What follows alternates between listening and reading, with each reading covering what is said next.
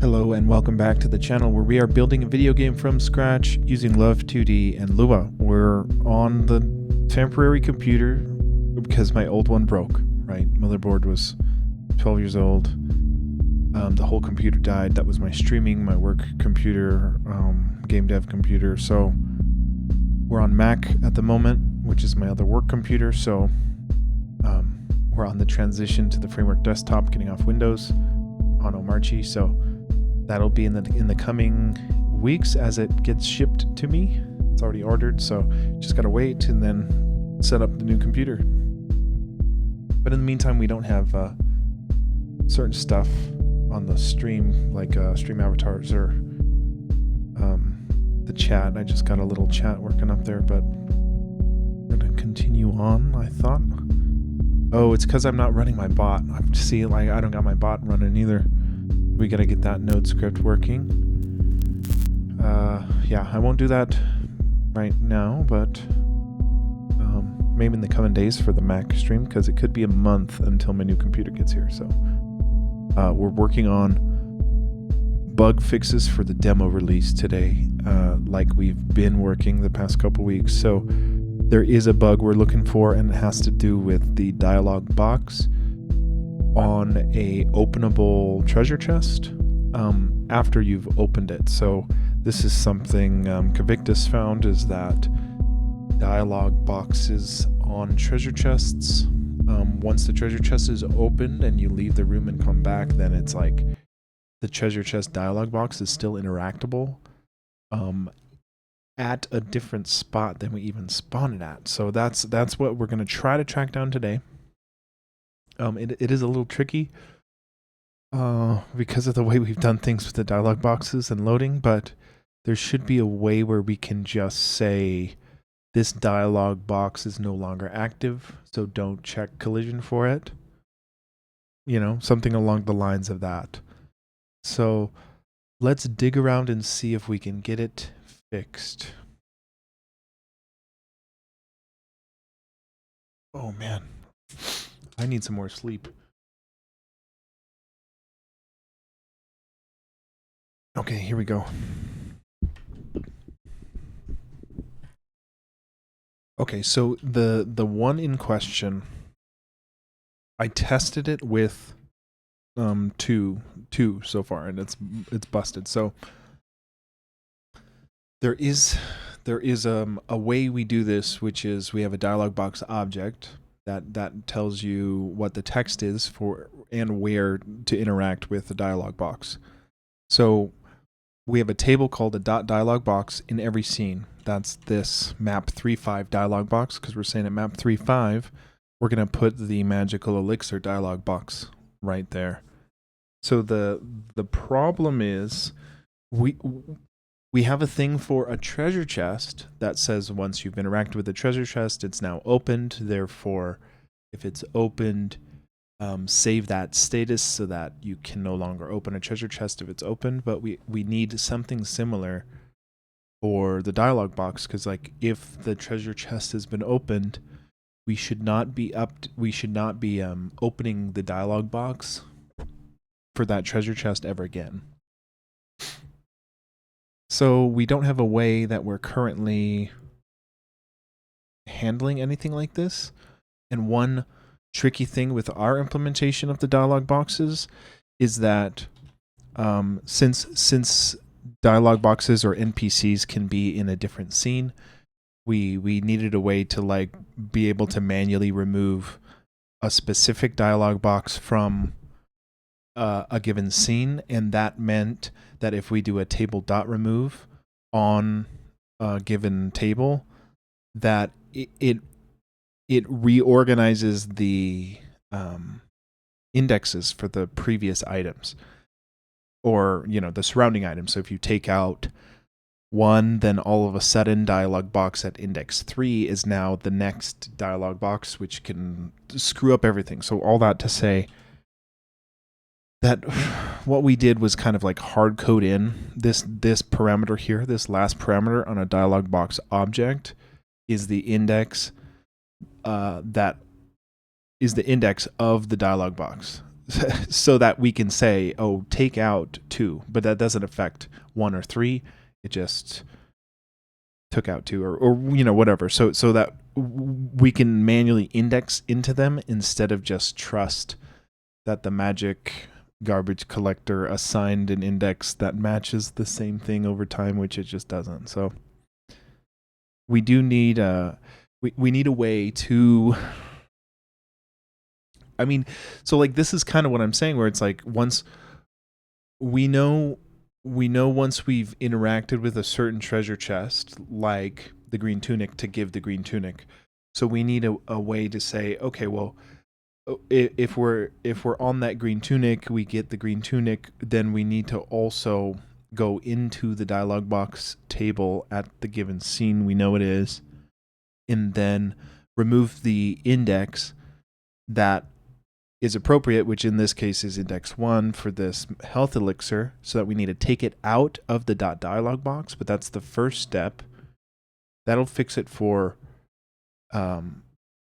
you walking around and trying to do it, but then when we save it and load it, we would be reinitializing this dialog box at the location of the treasure chest when it's already open. So that's the second step, is that we have to go in and say, well, if the treasure chest is open, then remove the corresponding dialog box for the treasure chest. You know, at some point we had the dialog box like inside the treasure chest so that we could only run it when we opened it. But I'm thinking that we messed up somewhere, because that we ended up reverting doing it like that, but I don't know why that wouldn't have worked now that I'm thinking about it. So maybe because I think the easiest way to go about it is to say it's the dialogue assignment is only part of the open chest. Yeah, so okay, yeah, so instead of, because right now how we have it is we say, hey, we're going to go into this scene, we're going to give it a predetermined dialog box, and then when we interact with the hitbox of that dialog box, go ahead and trigger it. And you know what? It's kind of weird, because as of right now, when we trigger it, here, let's try it, because if we trigger the dialog box, but then go try to collide with it again, it won't let you do it. So that's technically correct. So let's try it here. See, well, this is a half good example because it's already open. So this one is open already, and this has a green tunic in there. Now in the past, it's been over here. Yeah. See, this is the... Why does it get placed here? It gets placed at like three columns over, 2 rows down. So this whole time I was thinking, like, you know, we never had a thing like this. Oh, and our freaking...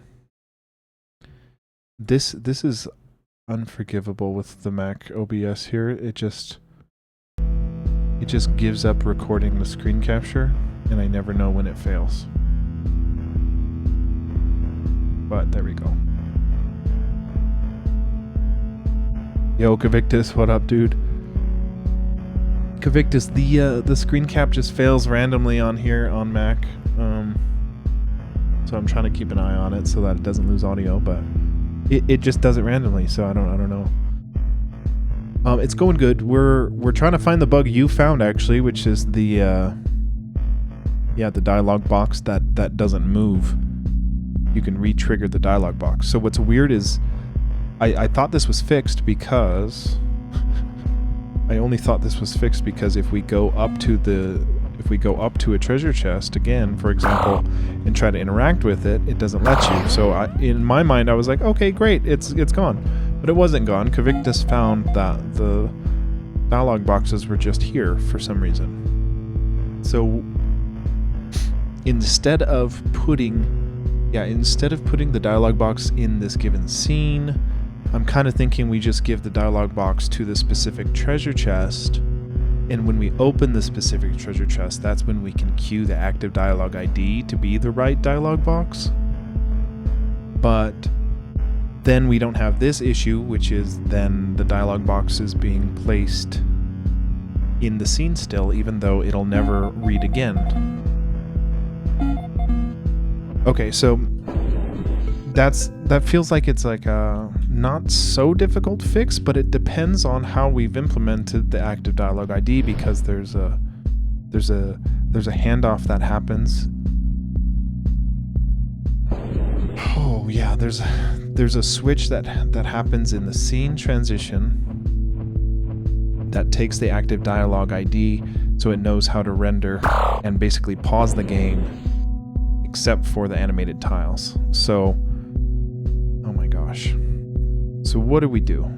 Let's take a look at the treasure chest and see if there's any lingering remnants of when we tried to put the dialog box object inside of this thing here. So yeah, we don't really have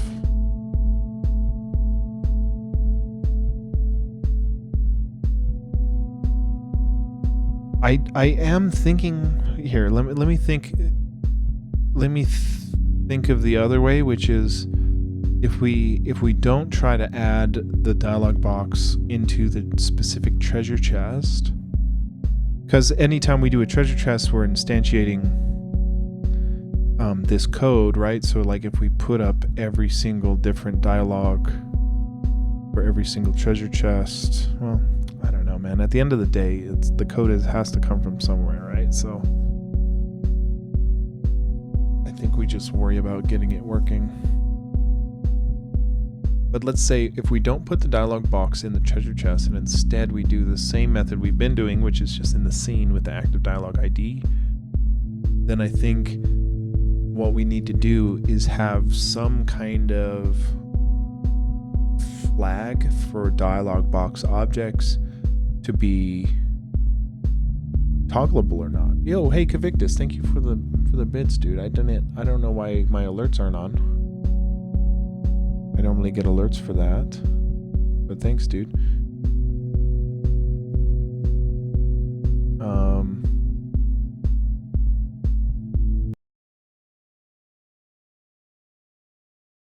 It's tough. It's tough. This has been very difficult. Yeah, I see those two routes. We either keep the dialog ID in the scene, and then we would need to add to a dialog box class the ability to say, okay, well, this is no longer active, so therefore do not count it as a collidable. Yeah, don't count it as a collidable for the A button interaction to actually trigger a dialog box text. I think that's what we're gonna have to do. So let's go to the dialog box. It posts double emotes? It does. What the heck? Does it post double of everything?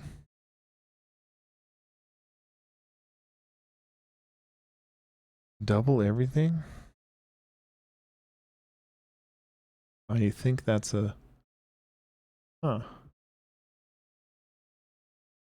How do I fix that? Double... Yeah, I see it. Oh, you know what? It's because the preset I'm using is a dual...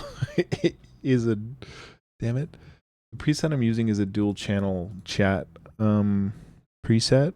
And I put my name as the other chat, thinking it was the only chat.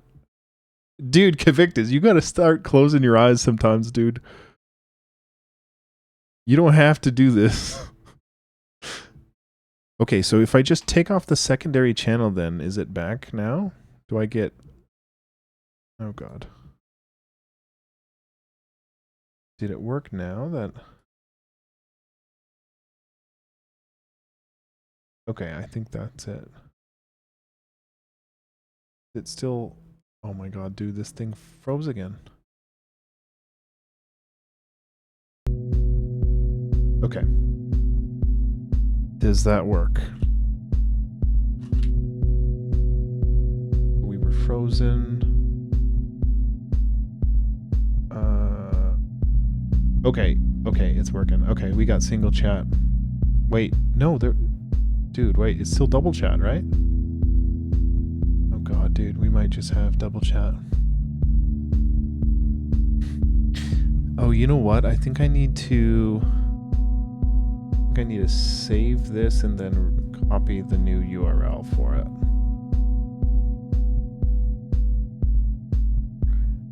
I don't know how this works, so. Okay, let's try that. Is that single chat? After we have a broken screen capture again. Okay. That worked, right? Single? Okay. Good, man. Have some big old chat up here.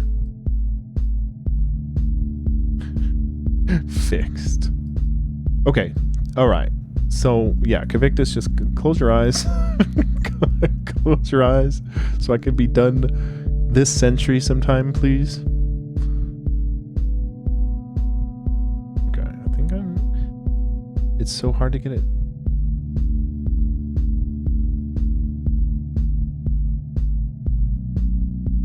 Oh, okay, nice. Yeah, get some food in you, man. Okay, nice. Okay, I like this new chat. Okay. Oh, all right. So yeah, I think the move is we're gonna go into the dialog box class, and we're gonna have like a active, or not activated, but a disable. So we'll have a self-enabled gets true. So by default, we enable the dialog box. But then we need to do certain stuff with our collision.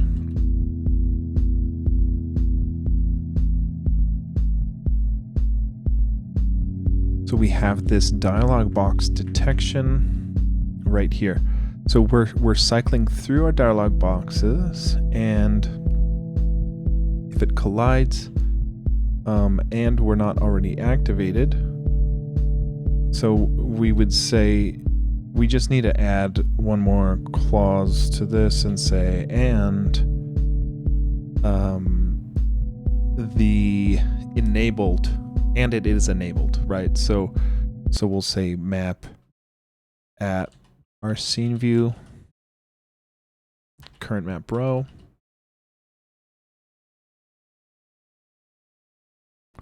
So this is the 2D array here.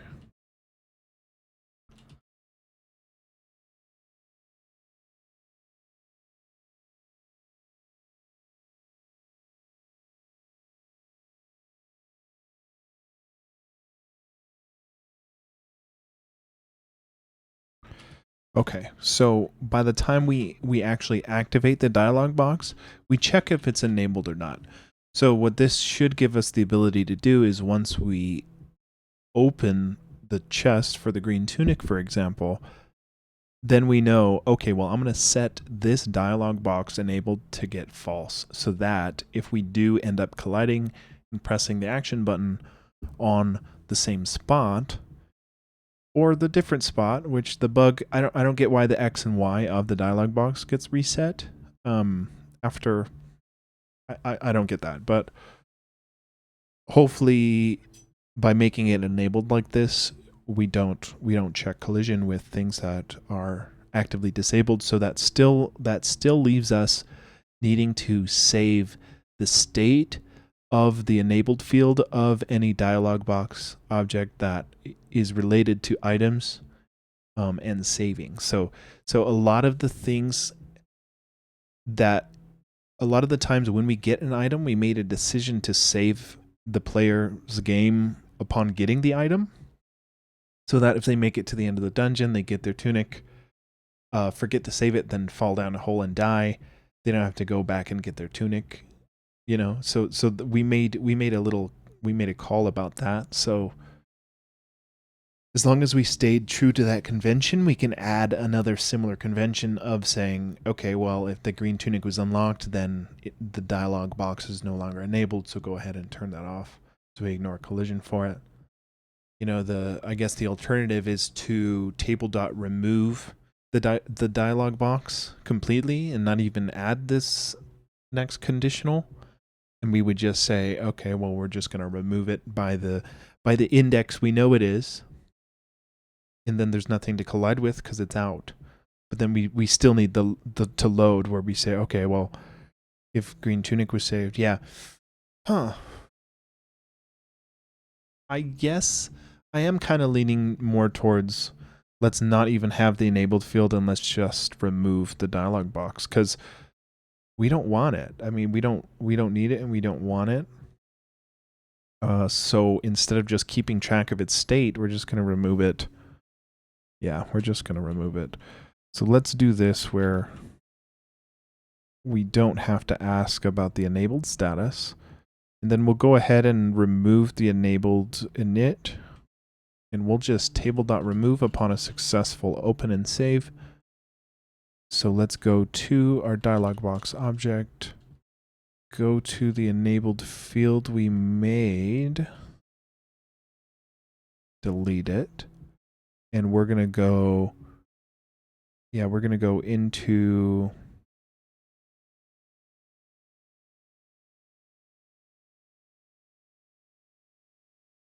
I guess it just depends on when we grab the tunic. So I think it's in a treasure chest option. Let's go harpoon our treasure chest. And it's something like this where it's like if it's a tunic, right? If the contents, yeah, what is it? Contents gets tunic. Okay. Yeah, so basically any treasure chest, we need this. Oh, and our freaking screen cap died again, dude. Why does it do this?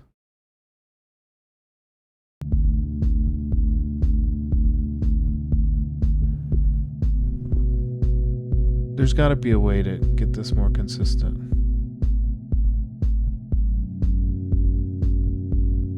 Okay, whatever. See, just like this, where we have this constant, we're setting. So we have, yeah, we have the constant already. So we should be able to do it no problem.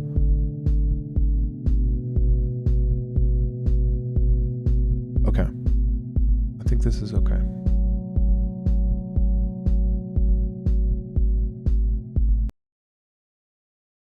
Okay, so I guess how this works is we have a bunch of constants for the state that we initialize as false. Once we load the game, we load those constant values, overwrite them in the globals, and then basically we have I'll let you I could back off, Convictus. I didn't know if you're eating food, man.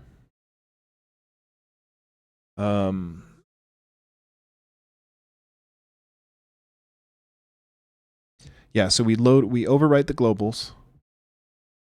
And then when we save the state of the current set of the globals, and then when we boot the new game, and freaking dude. Anytime I like click off, every time I click off the windows, or the sound kicks off.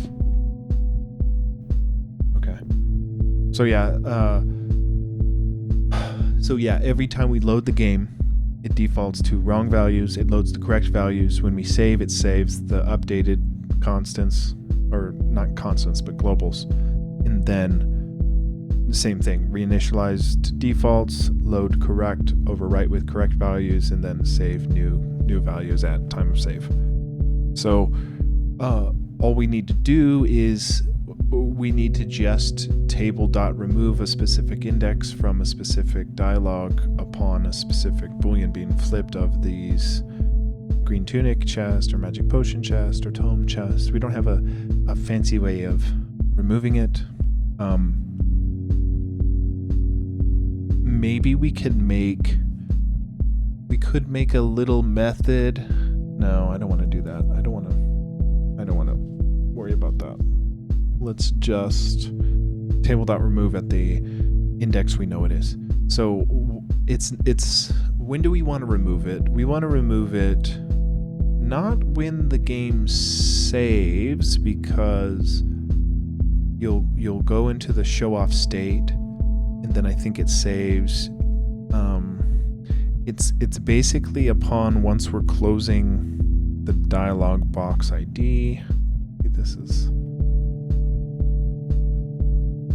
It would be in the dialog box update, because how it works is a dialog box, once there's an active one, it pauses the game, updates the dialog box until you're done with the dialog box. So like if we get the green tunic, then we should be updating in the dialog box by the time we say something, right? But there is a treasure chest update that we run that changes these globals. So when do we run open chest versus the dialog box ID? Does that get assigned here? Do we assign an active dialog ID? Yes, we do. We assign the dialog ID in the treasure chest update, and then we make it become activated. We become paused. Okay. So at this point, we defer all update logic to our dialog box, which we should be able to tell if it is a dialog box for it sounds good, Convictus. Yeah. I will do that.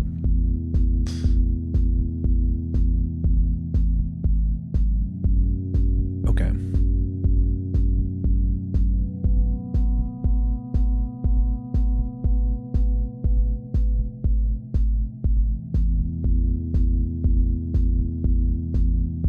Okay, yeah, I mean we defer the updating to the dialog box at this point. But there is a time, and there's a time that we save. There's a time that we save the player data, and it's before we do the dialog box ID. So if what we're trying to do is the problem is we can't delete the dialog box until we're done reading the dialog box, right? So it has to be on a closing of the dialog box. But a closing of the dialog box is particular to a dialog box class object, which all dialog boxes are. And it seems a little weird to go check which table to remove, but you know what?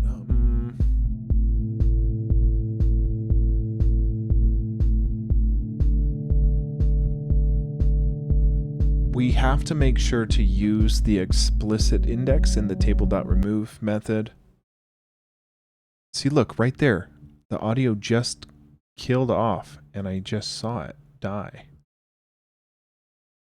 That's not okay. It's not okay.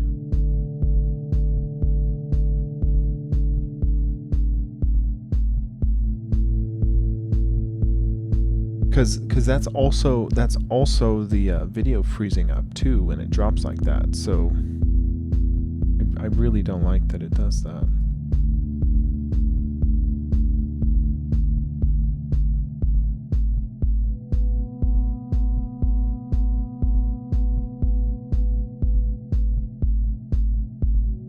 Okay. Well, I think the move is... this through a minute. It has to be on a dialog box close because we can't delete it. So either we go back to the enabled idea, which at this point I'm kind of thinking we do. Because it has to be, yeah. Because instead of waiting to remove it, we can just say, okay, well, it's no longer enabled, so it can't be re-triggered to open. It's still there technically, which I thought was a waste, but it's too hard to remove it. It's too hard to remove it outside of the treasure chest class. So I think we'll go back to the enabled method that we were first trying. So let's do that. We'll go back to the dialog box. We'll give it an enabled field, and it'll default to be enabled. And then in our dialog box collision or detection here, we have this thing and we say, okay, well, it's got to be not already activated, and there has to be a dialog box in the given scene, and then we do a bunch of typing.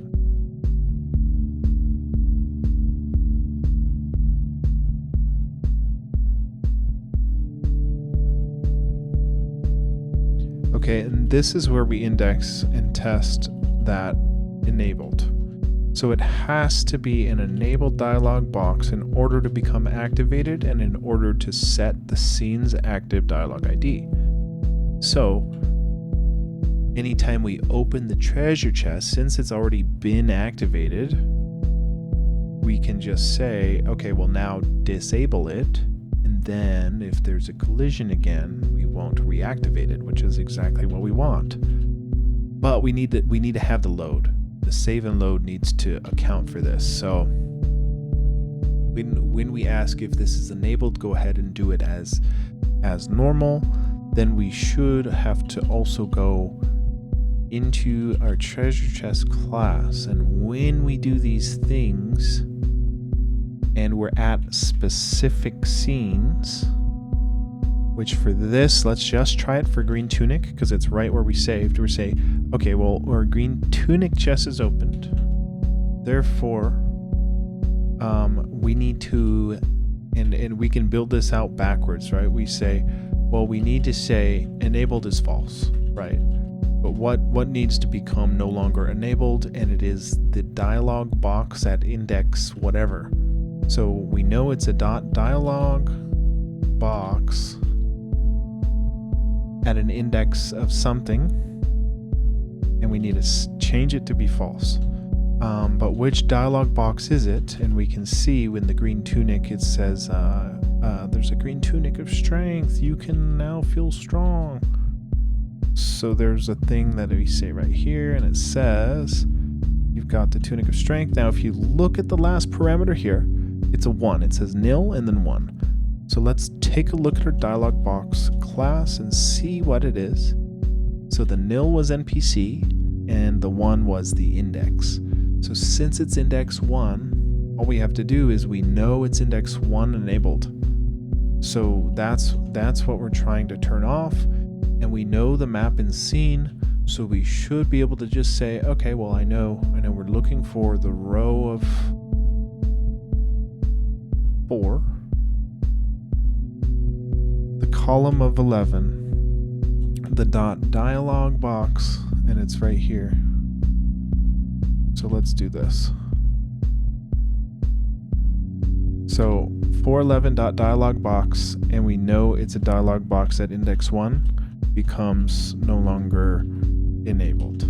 So this should make it so that if we get the tunic opened, we get the chest opened, which we'd have to delete our save file to test. And our audio cropped out again, man.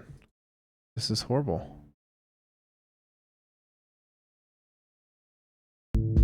How do we do this? We gotta ask Soup how to do this.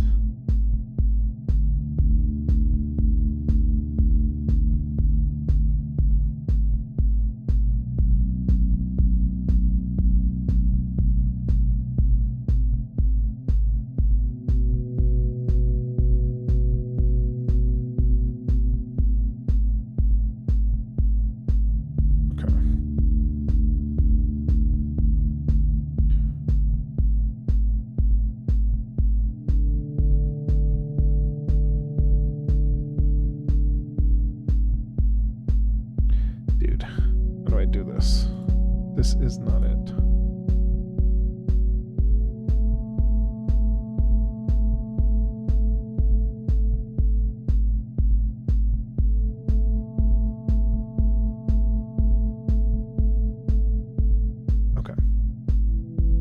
So what we're looking for is we've got to delete our save file, and we've got to test if this dialog box enabled is correct or not.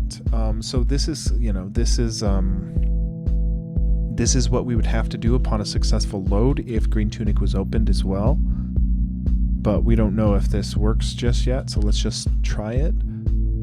So let's delete our save file so that we can test it. And we'll just try this again. Yo, Duke of God, welcome, welcome. How are you doing? Good to see ya. We're trying to finish the demo. I mean, tale as old as time. But we're playtesting and finishing up some last bugs that Kavictus keeps unearthing.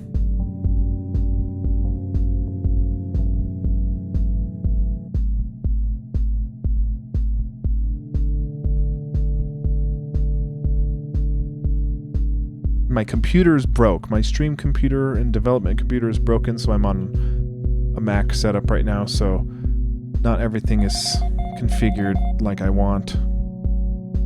But we're making do until the new computer gets here, so hopefully soon. Just gotta reply to work real quick because they need me to confirm something real quick.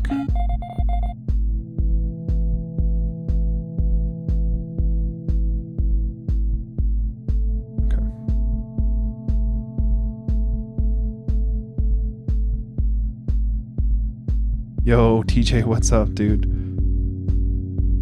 Glad you can make it. At least for a little bit, even. We're working on this bug that... Oh, dude, there's gecko issues for sure. There's gecko issues. The geckos do not have any collision detection with the environment, so they just like walk over trees and they push you off screen, and there are gecko issues. But you know, we're not trying to be perfect. There's a couple of things I want to do in regards to AI with enemies like that and collidable objects, and there's even a way I thought how to somewhat easily add it to the geckos, so we'll probably be testing that. But for this demo release, it's going to be the janky geckos. Okay, just gotta confirm my work for tomorrow.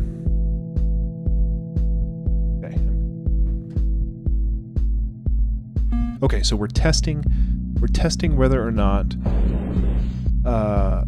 our Green Tunic enabled removes the dialog box from the room once we get the Green Tunic here. So let's test it out.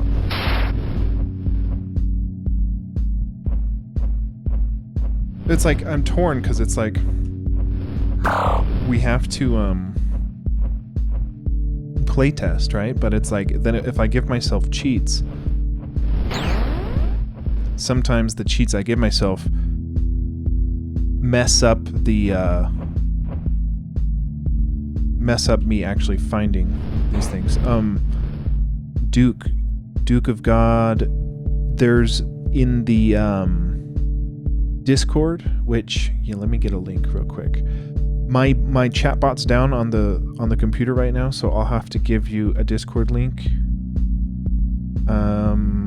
Let's do that actually. Here, once I'm done testing this, I will get you that Discord link. And it's basically, you can also go onto the GitHub and go to the release versions, and if you go to release 2.0, you should see Mac, Windows, and Linux builds, and you can test on your machine off the GitHub release, and then let me know in the Discord if you find any bugs or general feedback or anything. And I think I do have it set to not expire, Kavictus. It's just that my node, my bot isn't running right now. It's on my dead computer that I can't get the files to. So, okay, here we go. We've got the Green Tunic. Now, in the past, it kept the dialog box up here. Oh God. It's here still. Shit. Okay, so it didn't work. It didn't work. So let's see. Okay, so the enabled didn't work. Now what we did put in there is this like tunic of strength text. Right here, it is a dot dialog box at a 411. Yeah, it's a 411 dot dialog box. Index 1, yeah.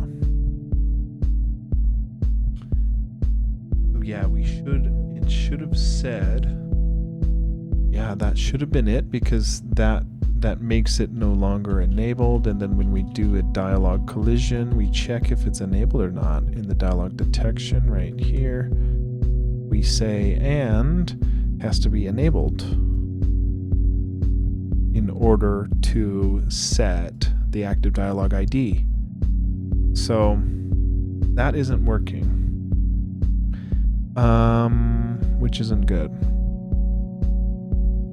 I'm not sure what.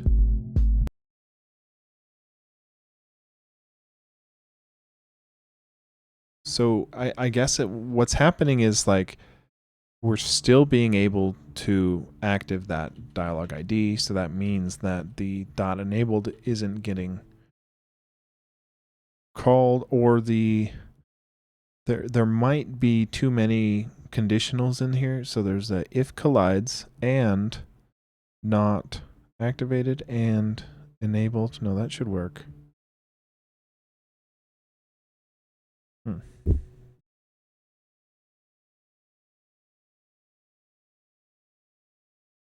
Okay, well, dialog box enabled gets false. So yeah, instead of removing it, we were trying to just unenable it, but it's just that isn't working. Now we know we ran, see, and this is just so weird. It's like in the open chest function, we ask what place we're in to set if it's true or not for a chest opened. Then we disable the dialog box. Yeah, the only dialog box in 411. Yeah, that looks right. Yeah, that looks right. It's not working. It is the green tunic. Yeah, on 411. See, look, it saved. It saved because we had the green tunic. And if we look up, we took off our debugging for the release. See, this is just what's tough about it. Okay, let's see if the dialog box in there. Yeah, still in there. Fuck. Okay, well, one thing I don't get is why it's here. Like, why here? Because when we initialize the dialog box object, we define its x and y in terms of parameters that we pass in. So when we're here, there should be a thing that we're doing when we initialize a dialog box. So if we find where we said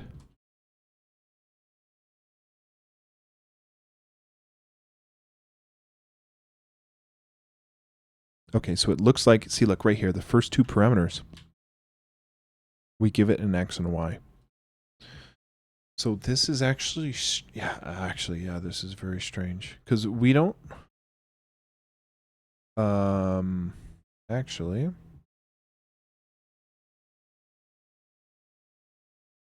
yeah, this is so weird.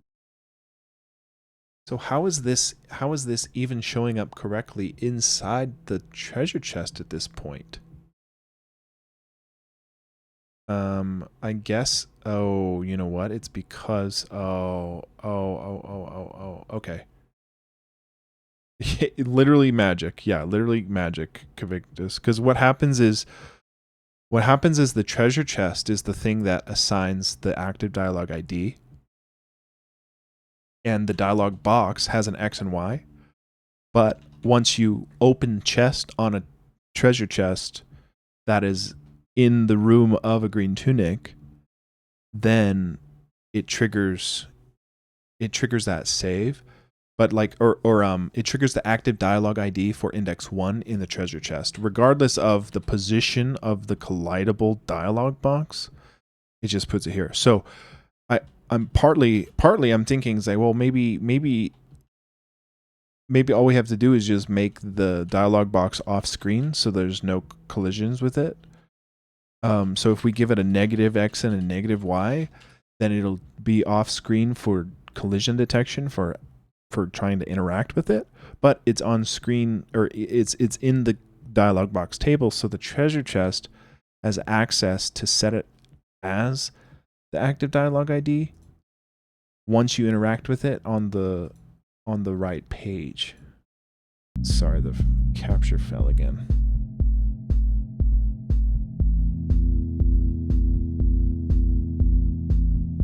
Sorry. Yeah, I might have to get loop back audio to get this to work, man. How much is loop back?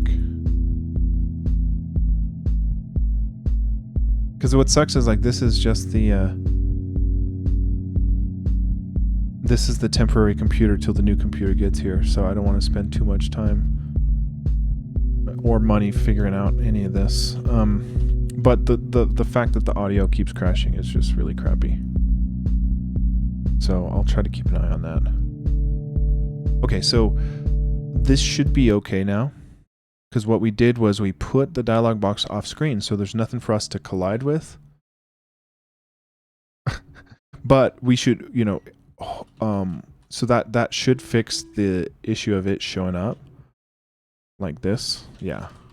So we can't interact with it anymore. But I want to see and make sure that it still works, period. So let's just load it real quick, because it's like kind of a janky fix, but it doesn't matter, because the only way to activate the dialog box, this thing crapped out again. The only way to activate the dialog box is to interact with the treasure chest, and we kind of hard code in the active dialog ID. So when we manually move the X and Y negative, all it does is stop the player from being able to activate or interact with it. Should be okay. Let's see.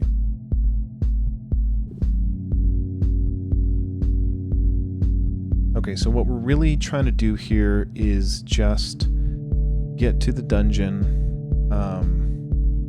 get the green tunic, and then make sure the green tunic's dialog box doesn't mess up, and then save it, and then go back in and see if we can trigger the dialog box again at the top left corner, and I'm sure we won't be able to, so it should be right.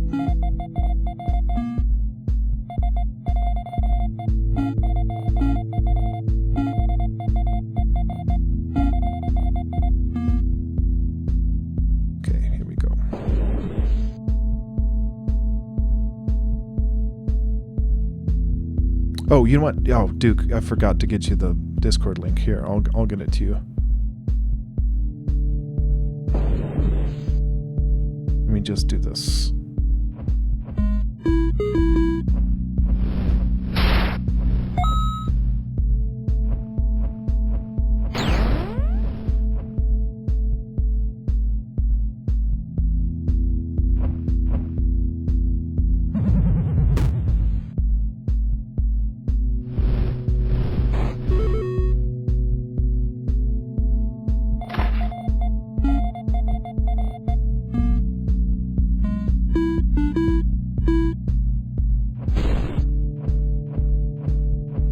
Okay, well, the dialog box worked, and the broken one isn't showing up. So we just have to make sure that we assign treasure chest dialog boxes to be... Oh, okay. TJ, could you see if that link is still active? If that link is still... Yeah, if it's still active, and then that would be helpful. Because I know at some point they like made some expire on me, and then I had to change them all, but I don't know if that's the case still. See, okay. Here, I'll make a new one. I'll make a new one right now. let's do this.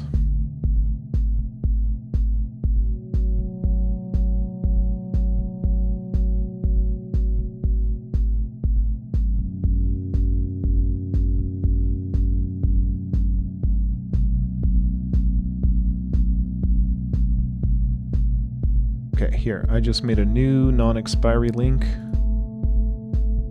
And I'll share it here in chat.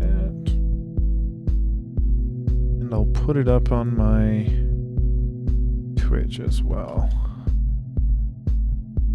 Sounds like a matching Twitch links.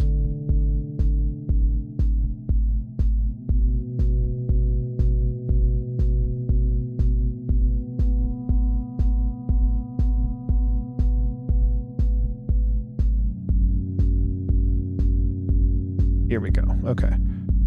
I'm putting the new Discord link in the Twitch description there. Okay. All right. All right, we should be good to go. So all we need to do is for anything with an openable dialog box inside a treasure chest, we need to move its spawn location to be just outside of the screen instead of in the middle of the screen like it currently is. We must have just copied and pasted the X and Y location. I mean, I'm not doing anything better now other than just putting a negative in there, you know? It's like Y -2, -1. No reason.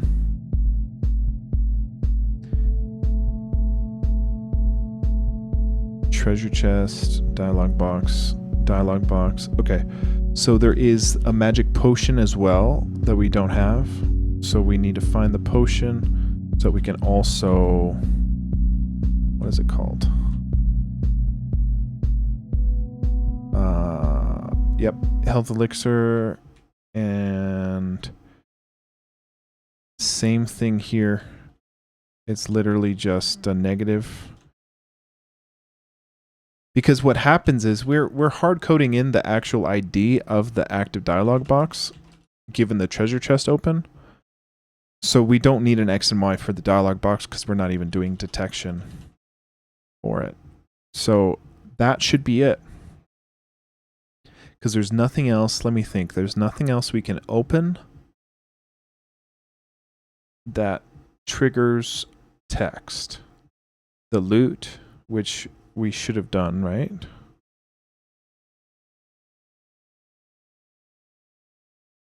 Yeah, we've got the loot on -2.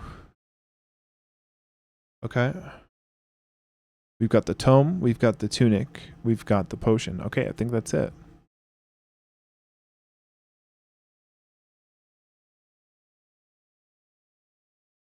Okay, my bad. I didn't know we were on break. I'm gonna pee real quick on my own break, and I'll be right back.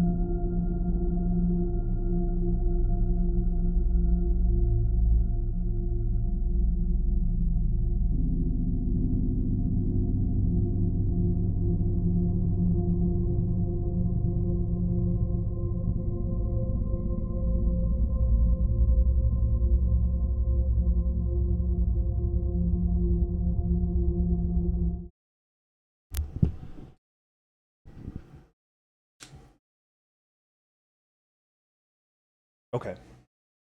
Good news is this bug is fixed.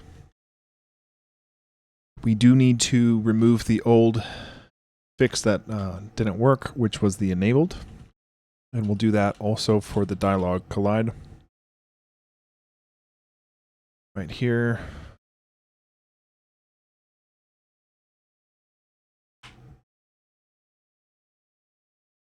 Gotta be a faster delete, right? Okay.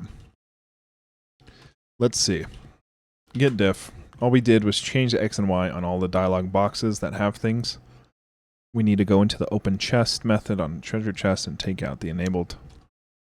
And then we can commit.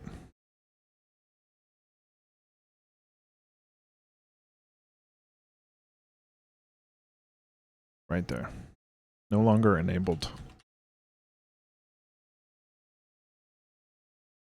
Dude, this slow, it's so slow. I need to speed this up. This isn't the normal NeoVim setup, so it's like, yeah, how much time did I want to spend configuring the machine I don't use, you know, for programming? Okay. I think we fixed it, Cavictus. I think we got it, man. Yep. Oh, we didn't take that out. Dialog box enabled.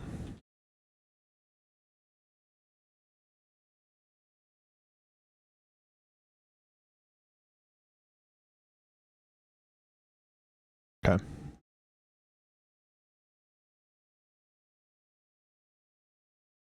All right. I would say mood treasure chest dialog boxes out of collision bounds.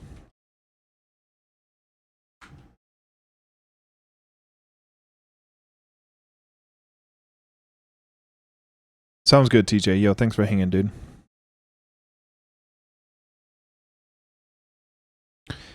I gotta set up my aliases. Okay. All right, we got that. Let's do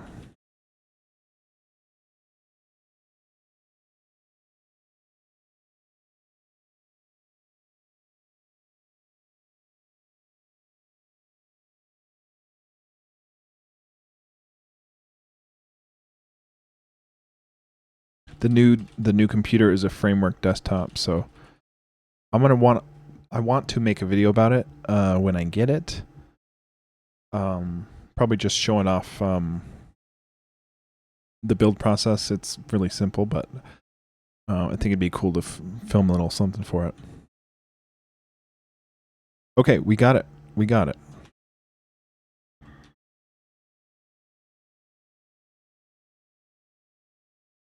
Move treasure chest dialog boxes out of collision bounds. Yep. All right. Let's go mark that complete.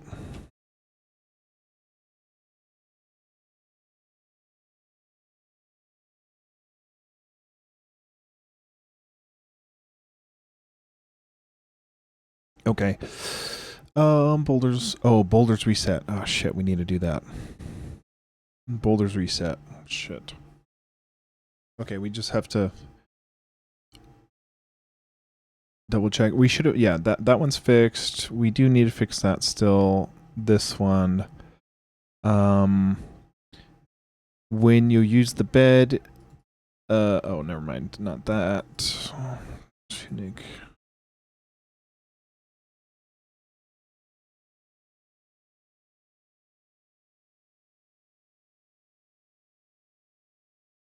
Man, I don't even see it. Where is it? There was a thing. Oh, right here. This is it. Pressing A gets this. Okay. Boom, bug fix. And yo, what up? Rough Cookie, what's up, dude? Equip the loot. De-equipped it now to loot. What sucks is I don't know how to recreate those kinds of errors. I know how to fix the one Rough Cookie had with the potions. We fixed that.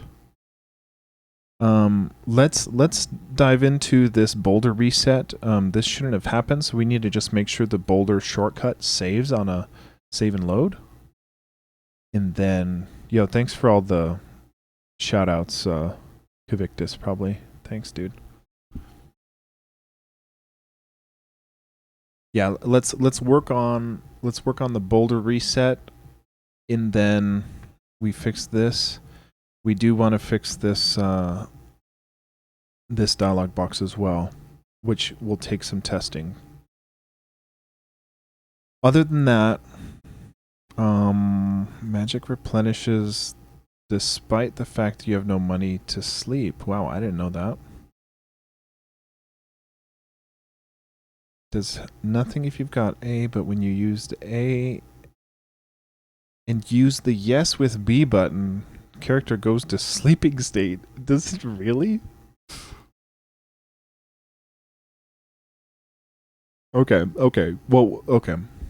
The good news is we got most of the bugs. Let's just keep going one at a time and we'll keep making progress. So boulder reset.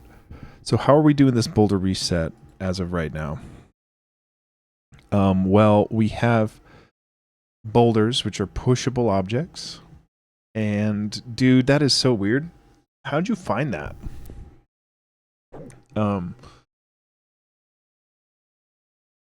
That's one thing that's making me worried about finishing the game is like once it gets so big, it's like how am I supposed to test these things manually, you know? Like I just don't have a test suite I can run to just exactly Kavictus, and that's how I was doing it too. I was trying to crash it just by mashing buttons and seeing what breaks. You just found more than me. Okay, so I think what we want to do... Oh, and our freaking audio, dude. Yeah, part of me wants to get Loop back working and then start stream again so that it doesn't keep crapping out. Okay. Exactly. That's... Yeah, I just need peeps to test. Well, and that's another pro for... I'm going to keep the game scope small so that there isn't a crazy amount of things to impossibly test, right? So it's like we're going to basically keep the same structure that everything's working in the demo, except, you know, we just different spellcasting abilities, different unlocks, different enemies, but everything kind of functions in a very localized manner.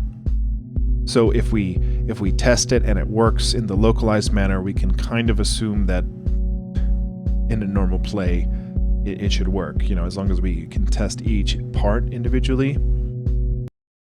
But, you know, there's just always issues.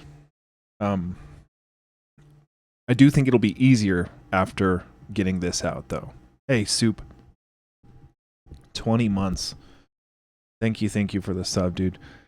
I don't know why the audio craps out every 3 seconds, man, but I think I'm going to try loop back because I literally just fixed the audio and it's out again. So I might try loop back, and I might yo, thanks Rough Cookie. That's a lot of streak, y'all. Dude, those numbers are getting freaky. 20-month streak, dude. Anytime I've used loopback, it's worked like a charm, so I have no problem doing it again. I don't know if it's do they offer a trial, or is it just pay for it? Crap, but it's like I might have to just kill the stream if I'm gonna download loopback. Let's see.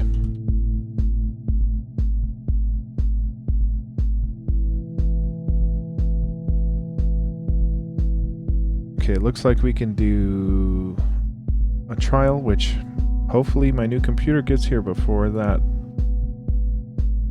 Let's see.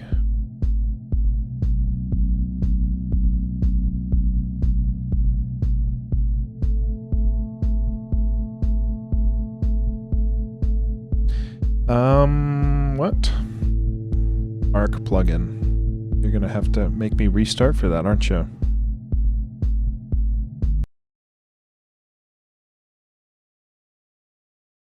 Uh-oh.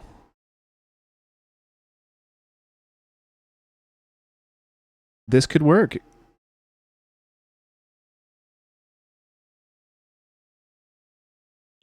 Okay. Let's see. Did it have to reboot or anything?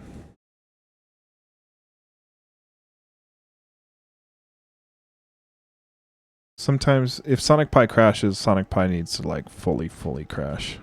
Fully quit.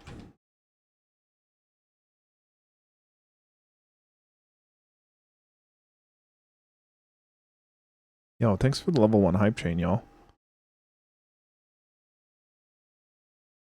Nothing like broken audio during a hype chain. Okay.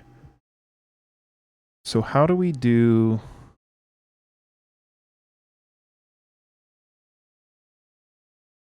Do you use loopback in OBS? Or you just do it in Mac?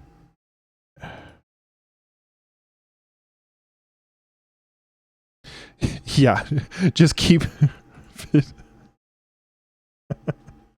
Probably keep clicking buttons, man.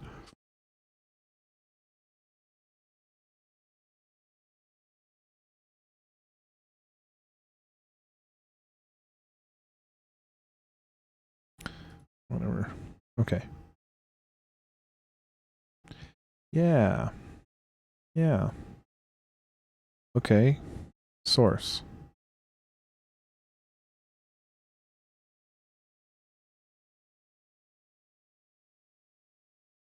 Okay, so there's our Sonic Pi. But does... Yo, Cavictus! Dude! Thank you for the sub, man. That's very nice of you. Dude, what the... How many did you... You give 4? Thanks... Dude, thank you, Cavictus. That was very nice. I didn't even hear it because my freaking... my stuff is busted. I can't even restart this thing in OBS here. I might have to quit OBS.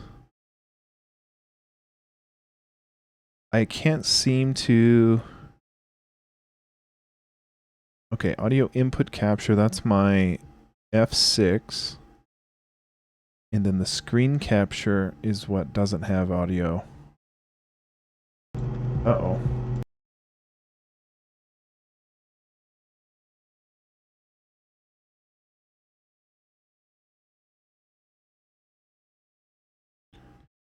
Where I don't see in OBS where this is supposed to be coming up or anything like that, because we need like game audio to rough cookie. There, that's how to do it, man. Take the #1 spot.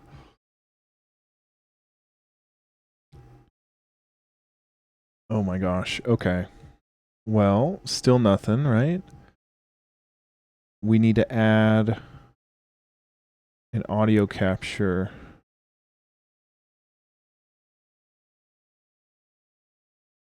Audio capture. Okay. Is that coming through now? Is audio coming through on there? Okay. I don't know if that's... I don't know if it's using the loopback or what, but if it's working and doesn't crash, that's all I want. So I can see the levels for Sonic Pi looking okay. Oh, but our capture device is frozen.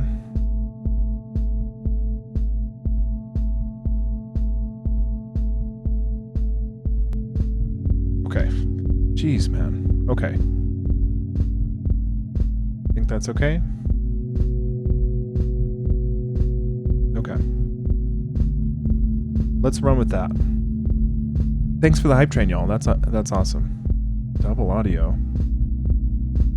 Uh-oh. Yeah, I see it. Okay. How about that?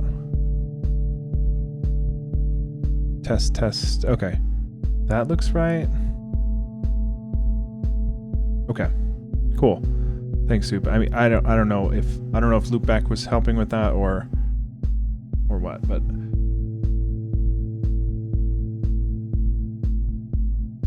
okay. I think we're good. Let's hope it doesn't crash. I'll keep an eye on it so see if it crashes again.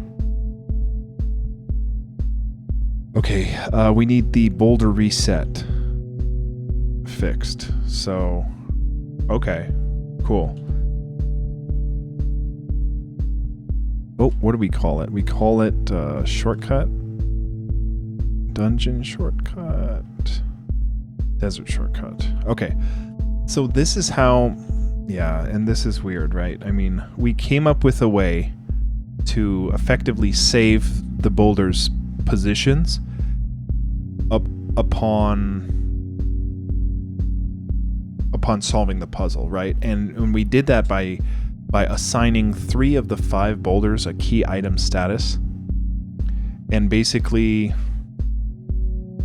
there's a thing we do that when we check if it's a key item.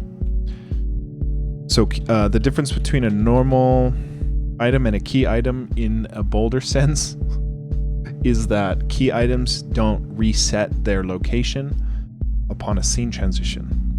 So most things like crates, and Kavictus pointed this out, where you can just farm coins by going off screen, come back on, and kill a crate, go off, come back on, kill a crate.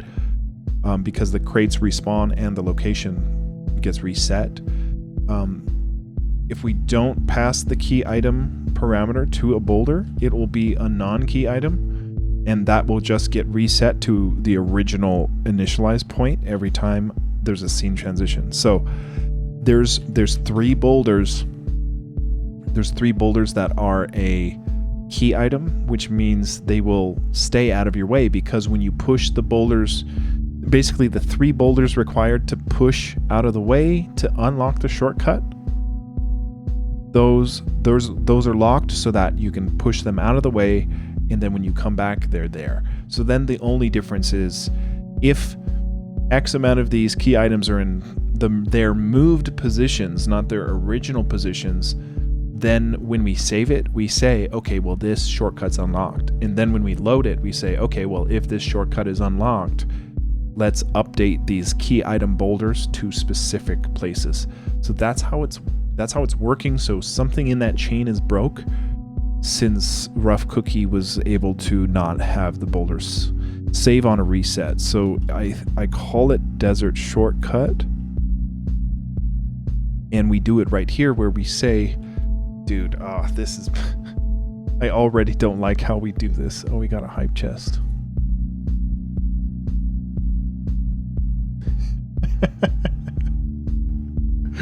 Oh, good hype chest. Okay, I already hate this. Yeah, I already hate it. Because what we're doing is, this is just raw in the play state update. What the hell? Dude, what the... Who...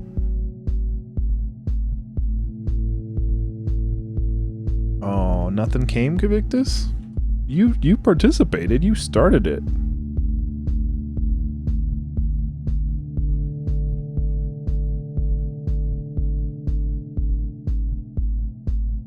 Oh, you've already got him. Dude, that's a tough place to be.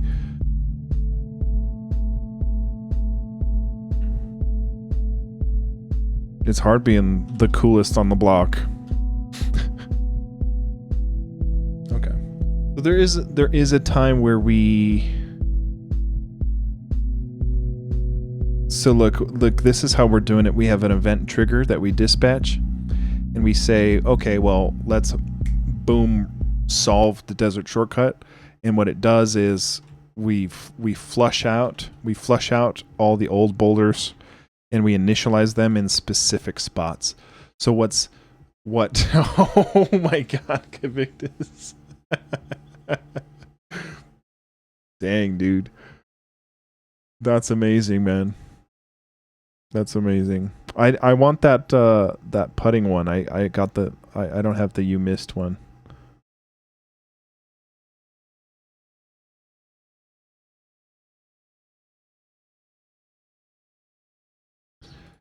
Okay, so either this dispatch is busted and that's what screwed up for Rough Cookie, or Desert Shortcut Unlocked. Desert Shortcut Unlocked. So Desert Shortcut Unlocked is a key. Okay, so this is kind of weird. So we dispatch this from the save. Why do we do that?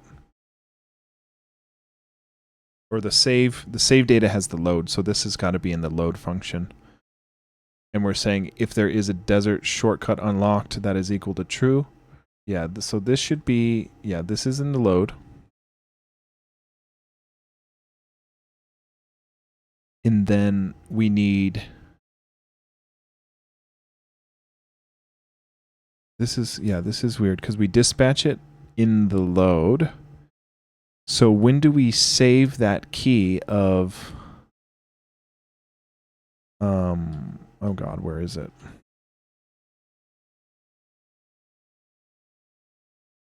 Solve desert shortcut borders. Solve desert shortcut boulders. So desert shortcut unlocked.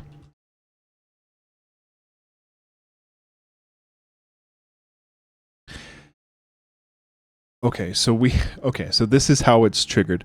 So something in the global desert shortcut unlocked probably didn't flip for Rough Cookie. So if we debug that global, print it to screen, test it, and see if we can get some bad behavior out of it, that could explain how Rough Cookie was able to not have the boulder shortcut unlocked.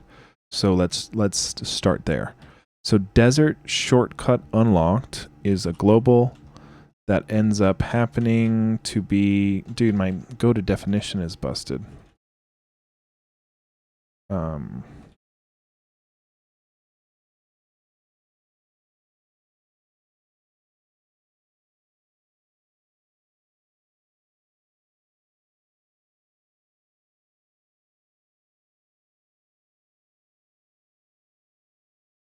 Desert shortcut unlocked.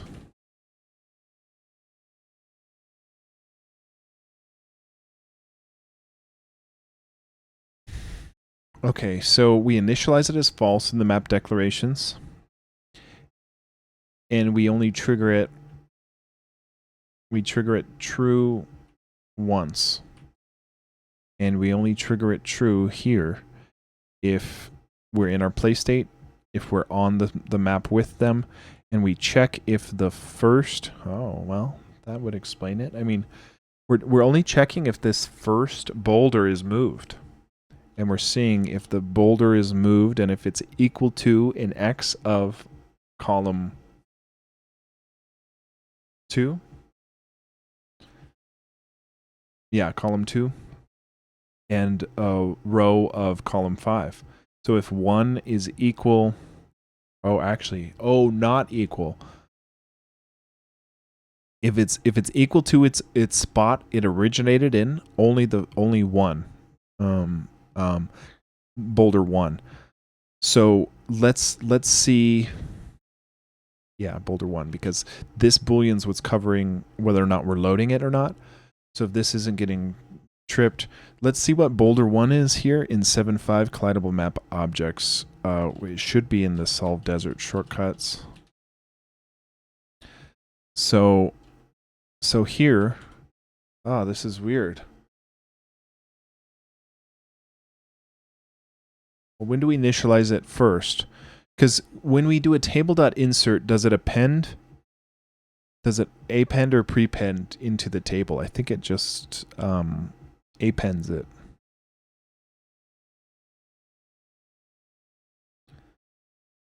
So it should be maybe when we do this pushable boulder. Let's see. Boulder. Yeah, because whenever we say the index 1, it's probably this one, this key item 1. Because a key item would keep its place, and it's at a 2.5. So let's see if 2.5 is the boulder we're looking for.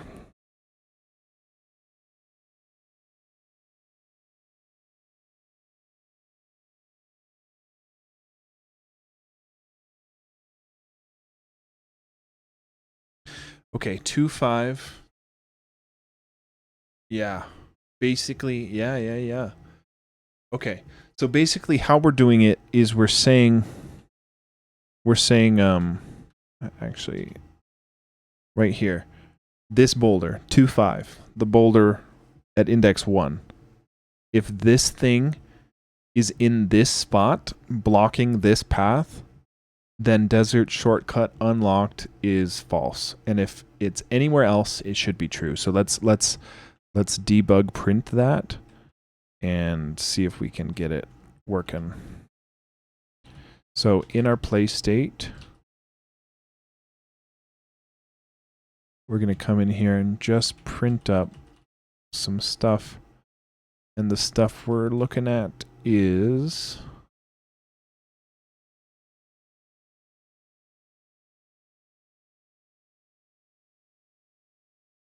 desert shortcut unlocked. Converted to a string. Okay. Desert shortcut not unlocked. Let's go unlock it. I'm gonna die.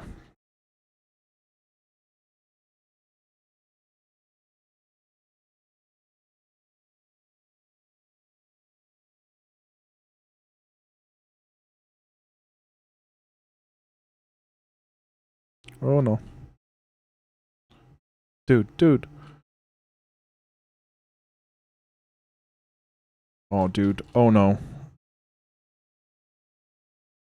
Okay, gotta make a run for it. And I died. Go. Make a run for it. We've only got one heart. We're good. Dude.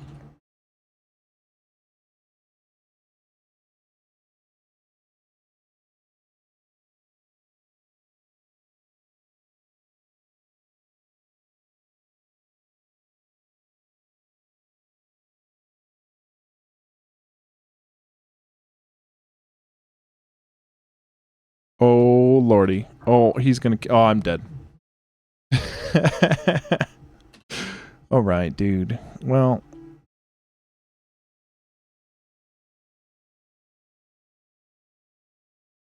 Yeah, we're trying to test... I should just load the cheat warp on the next page. Dude. Oh, man. This is games like Dark Souls.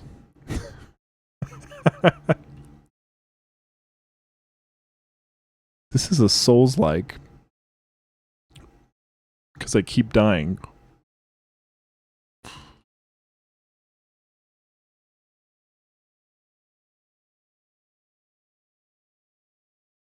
Dude, just barely missed that guy. Alright, well, with half health I can't even do it.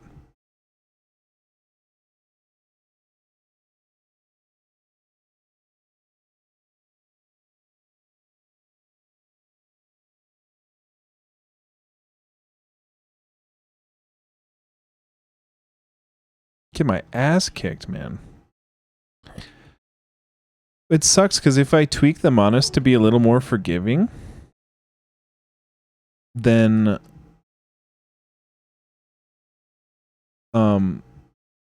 it recovers so fast that you never have to be conservative with it. So it was a kind of a tough balance. Like if I made it any easier, it became infinitely easy. And if I made it any harder, then I really couldn't do it. So it's like the spot it's in now is like a precarious balance.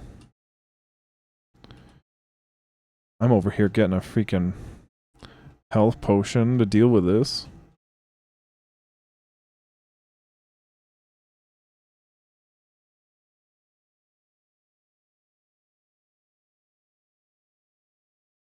But also, you know, I like, you know, I've been playing a lot of Demon Souls recently, and it's like the level design is very intentional. Like, it's, you know, when you die like that, it forces the player to think and maybe make another decision. Like, maybe I should go get some health potions and save it so that I can actually do this thing. You know?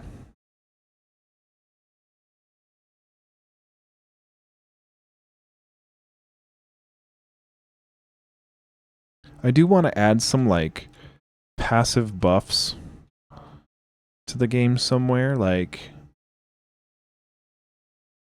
maybe when you beat a boss you get a certain buff. Just a little something. Oh god.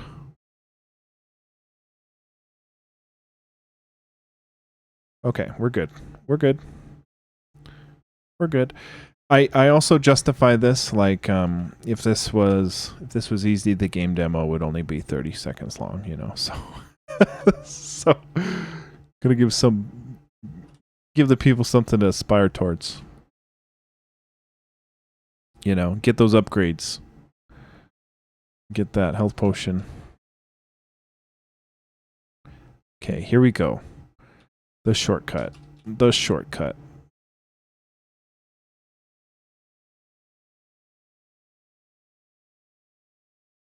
This guy gonna murk me. Let's go, let's go. Okay. Here we go. Shortcut unlocked, false. Tome. Good, good, good. Okay, so if we move this boulder down or up, it should be true. Okay, so moving it down is true. Now that is a key item, so it stays there. But is there any way that could be not true? Maybe pushing up made it not true? Because now, look, if we open that with true, we save it, we quit, we come back. Then we should have the shortcut opened. It is opened, so like that one worked, but it didn't load this value correctly until we went to the screen, but it loaded the shortcut right. So I guess we can try pushing it up and see if that recreates Cookie's bug. Let's see if there's any other hint. Boulders reset. Loading a save with 0 potions left. And the boulders reset. Cause look, I can tell he's been on that side because he's got the treasure chest open. So we could say, if you've got the tome, let's unlock the shortcut. We could do that, but I don't know why this didn't get triggered. The only thing I could think of is if he pushed the boulder up and there was like a slightly different thing for pushing the boulder up. But the code is saying if that boulder isn't blocking Tashio's face right there, then that shortcut gets unlocked. And then whenever we save, that global value gets assigned into the save data, and then when we load, it overwrites the default global.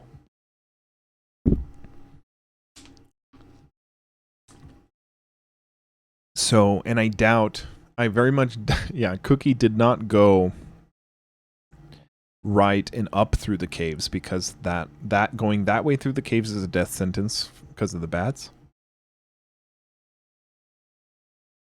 So he probably did make his way through the dungeon, save it, push the boulders in such a way that desert shortcuts unlocked global somehow didn't trigger correct. And then by the time he quit and loaded it, it had the wrong saved value in there. So I still don't know how to fix this. Let's delete our save one more time. And then we'll try to recreate it. We'll try to push the boulder up this time. So let's go on speedrun mode. There should be, we should have hold a certain button to speed up everything by 2x or 4x or something.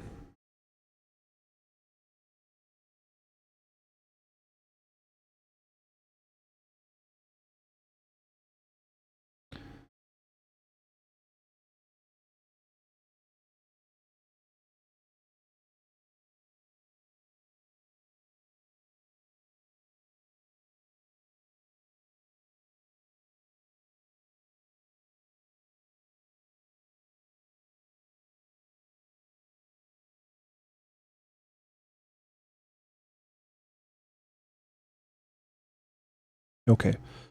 So we're going to try to push the boulder up this time. And we're basically looking for any mistake in the global value that's debug printed on there. So we need the green tunic first and foremost.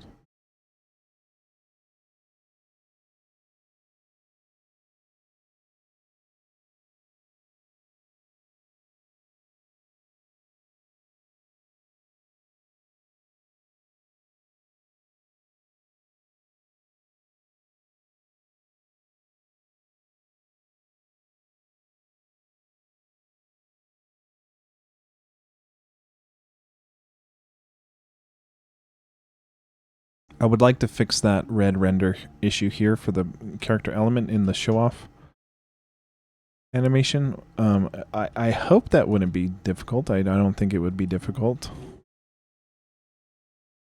We're going to go get the potion.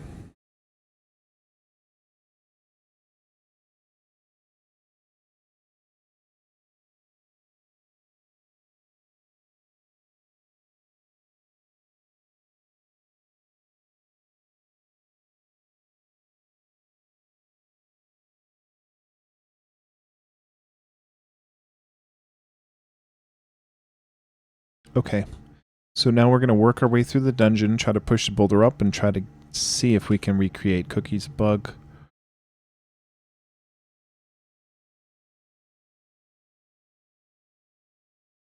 Okay.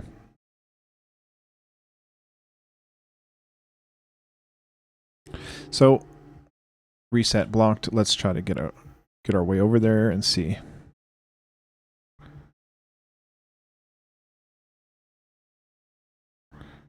Oh, I thought I could do it. I thought I could juke it. Can you juke it? Let's see. Oh, I don't know if you can.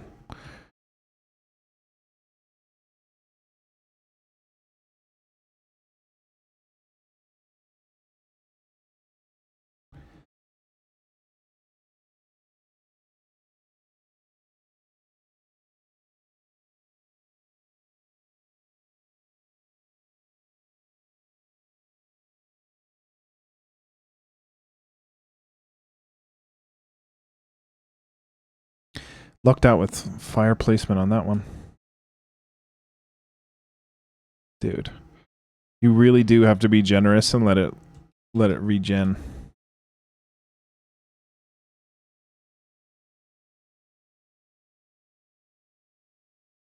Dude.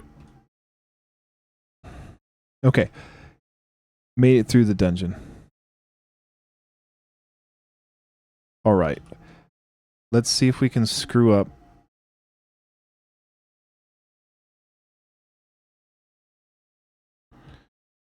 I don't like that text. I think we should change that text still. Okay, so let's see.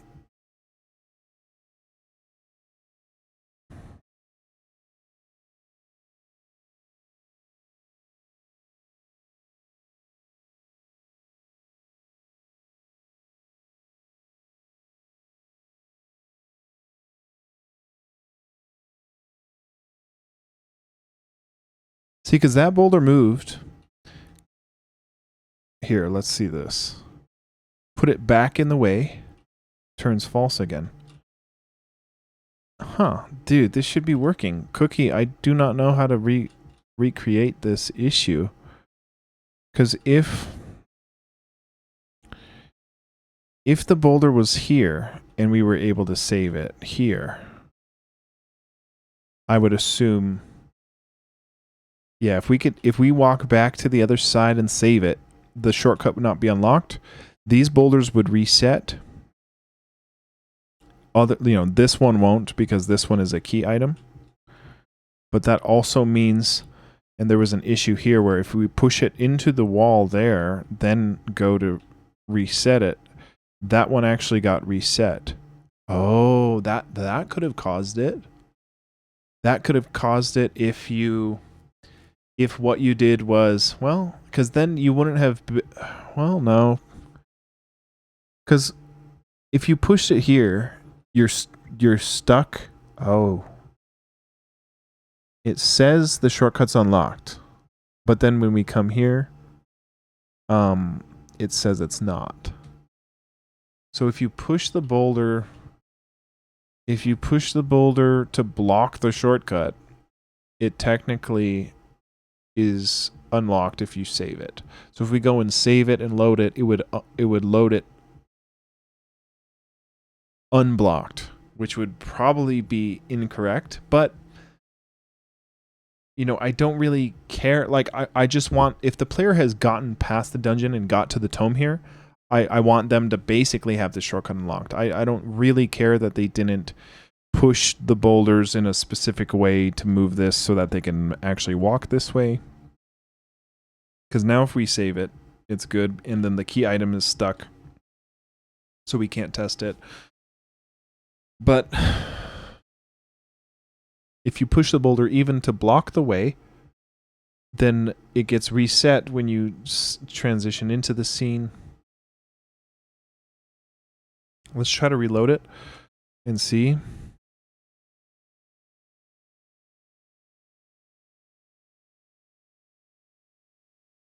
Because I can't, as of right now, I can't even recreate it. Okay, so it wasn't saved because we didn't save it. Let's work our way through the other side again real quick.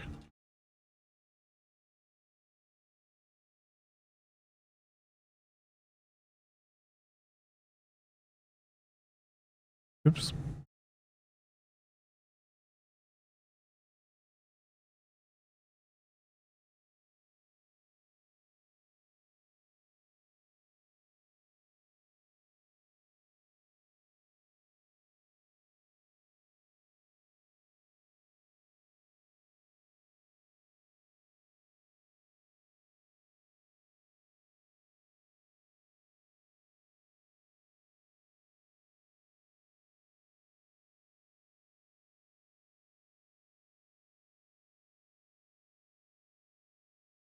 Got him.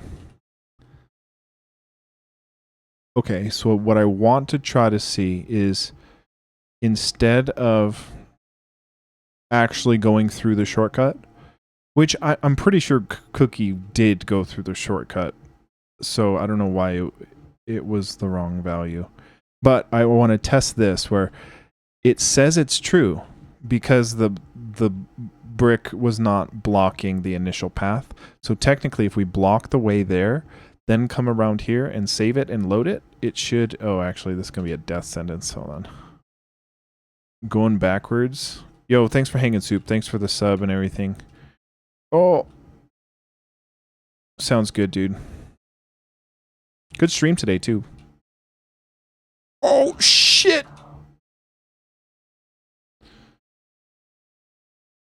You gotta get them all, man. You gotta get them all, like, right away. They're like so killer. No, no!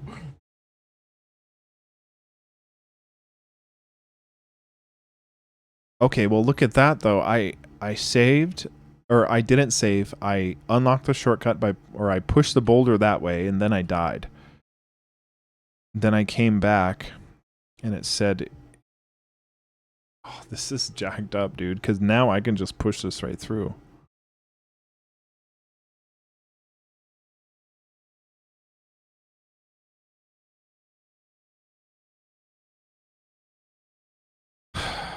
It's messed up. It's messed up. But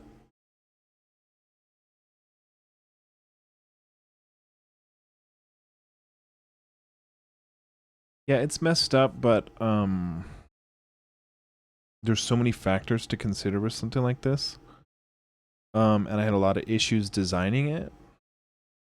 So we might yo, Magnetonics, what's up, dude? Thanks for stopping by. Yeah, I'm doing good, man. Hope you're doing well too. Still bug hunting for the demo release, so we're still here. But I don't know. Let's see, because look, if we push that this way, save it. I'm not too worried about that. Basically, the thing is, if the player gets to the other side and they push the boulders, then when they save it, they should have the shortcut. That's all I want to make sure happens. And that, you know, Cookie had the issue where it wasn't saved, so it gets loaded for me I can't get a scenario where I push the boulders into a way where I can walk over here and don't get the true on the save for the desert shortcut unlocked. And the desert shortcut unlocked seems to be working fine. The only thing I can maybe think of... The only thing I could think of... Well... It might be...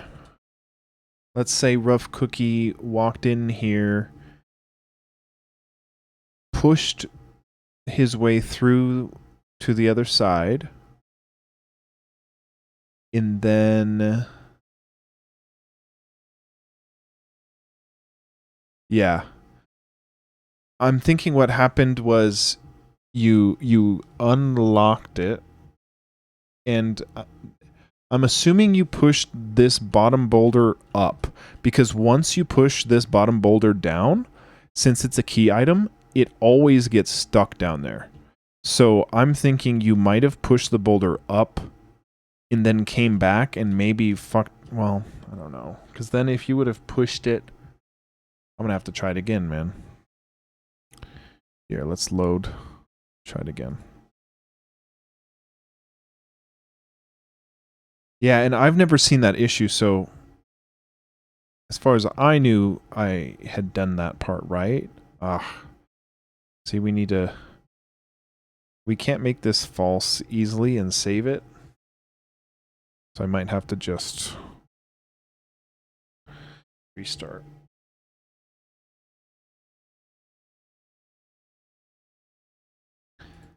This is a tricky one. It's like... It's always the bugs that you can't recreate that are the hardest to fix, because you can't even test it. Like you can't even get the first step of fixing the problem.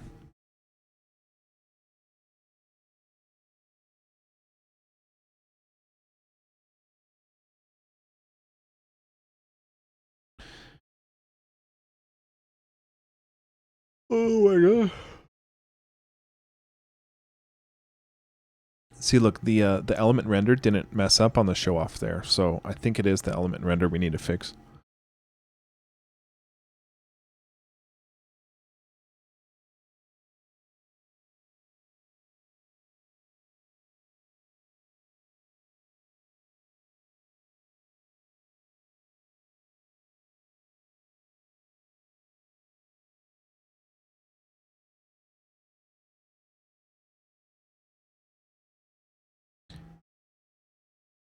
Yeah, man. It sucks because we had all these shortcuts, all these cheats set up for, you know, giving us some health or whatever. So we don't have to, like, do this every time. Every time we try to test anything. But sometimes, like, if the cheats are what's giving us the issues, you know, we're not really doing it.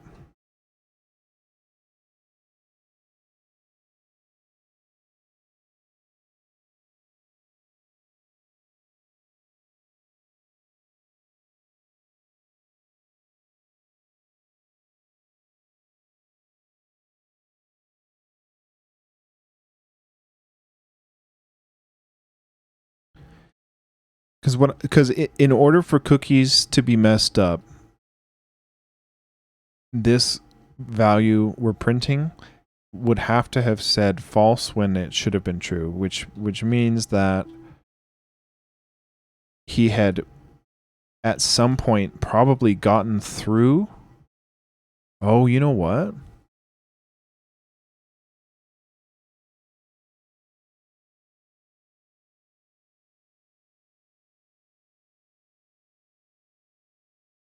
I'll have to check the code for when we actually do a desert shortcut trigger, because we might not do it on an in rest or something. So like maybe if you would have loaded it. Yeah, because some of the key item status of the boulders gets reset on a scene transition, so maybe it got reset upon a sleep. And then even though you walked through it one way, since it got reset, I don't know. I mean, that might be... That might be what happened. And our audio is gone again. Dude. How long has that been?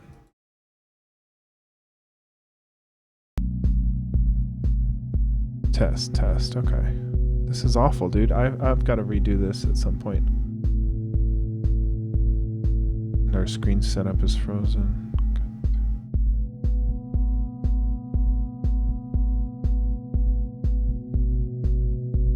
Ay, man. What is the answer?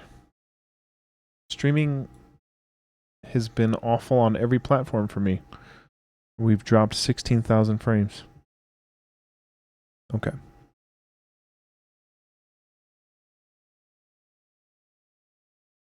Okay, so yeah, I'm thinking there might have been an issue with this value once rough cookie was maybe... See, why is this not... Dude, everything just crashed again?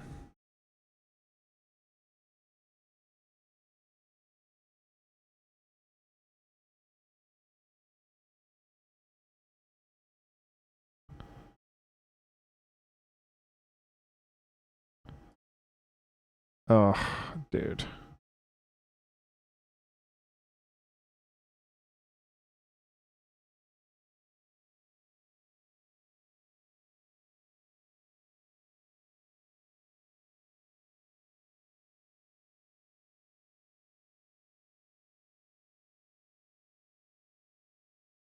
This is bad.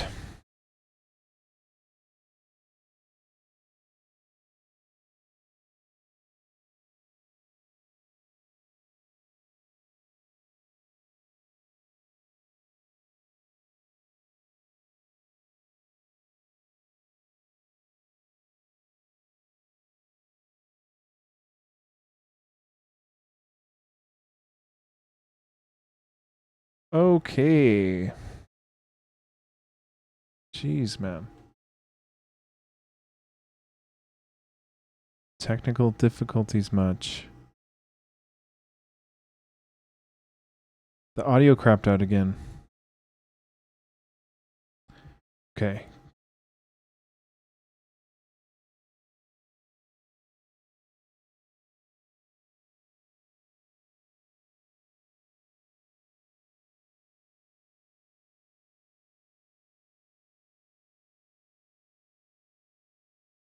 Okay.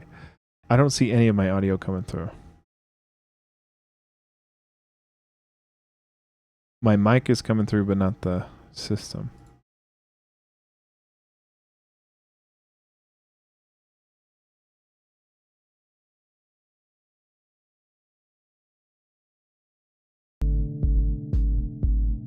Okay, well, I guess it'll just keep doing that forever. Okay, here we go. Sorry for the difficulties, guys. I'm gonna hopefully figure this out in the next couple days until the new computer gets here, so that we don't have this awful terribleness. Let's continue running through. Let's get our we're gonna get our potion. We're gonna then test if unlocking the shortcut and then going to rest or going in the inn changes that that value, that constant value that we have supposedly unlocked over here. So I'm pretty sure that's what it is. It's the key item discrepancy from the scene transition, and then your thing about either going to save it or going in through a warp zone. All of that is stuff I have not tested, so it makes sense to me that that's probably the most likely culprit.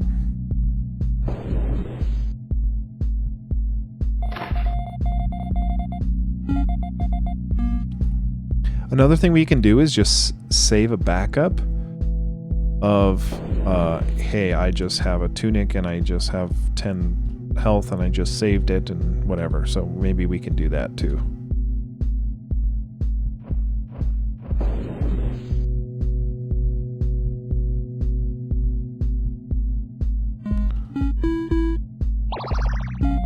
Okay, we just saved it. Let's do this where we just save. This is like our backup for just got the tunic and heal, so like we'll just call it full health tunic. Save it in our saves folder. Okay. Now let's test the cookie bug.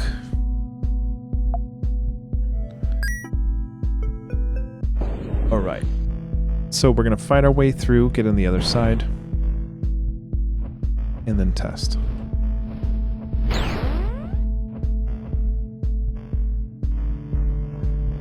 Because maybe the move is... Yeah, maybe the move is we just event dispatch. Well, I guess we event dispatch... I don't know. I think we do it correct. Oh, we don't need this. Let's keep going.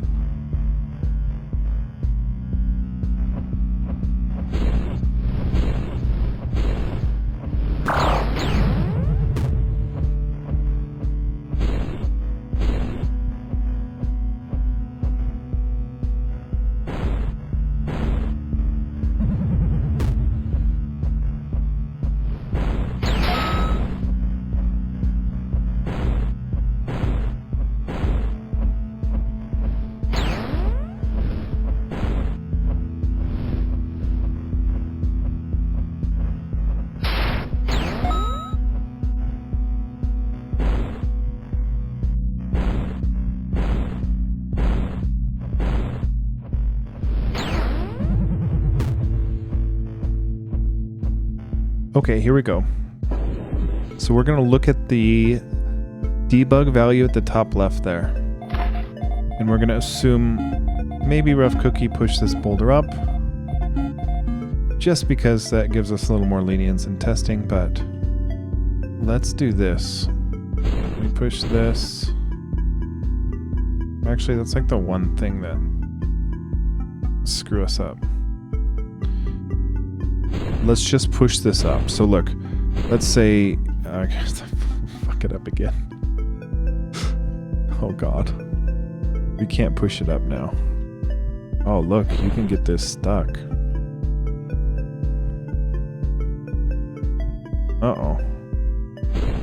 Yeah, you can totally get that stuck. Oh fuck, dude.